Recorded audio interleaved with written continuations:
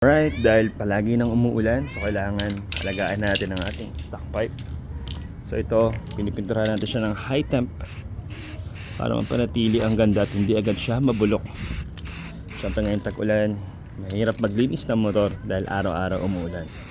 So mas maganda na yung unahan na natin yung magpapapangit sa ating mga motor. Ayan.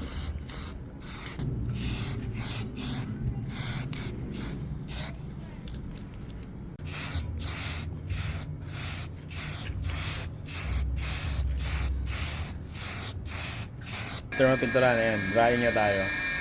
So parang lechon pa, ikot-ikot lang.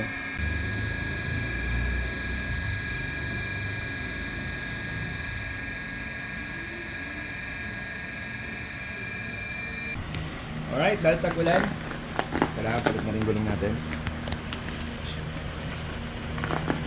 So subukan natin itong dual sports na pintura. Ako na.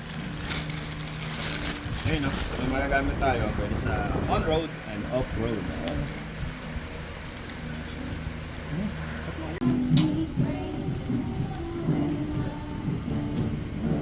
GR228 made in Thailand. Ito nga pala itsura ng dual sports ng quick tire. So after 10,000 kilometers yung maxis natin. Nasulit 10,000 kilometers. So try natin itong quick tire kung gaano kalayo ang mararating.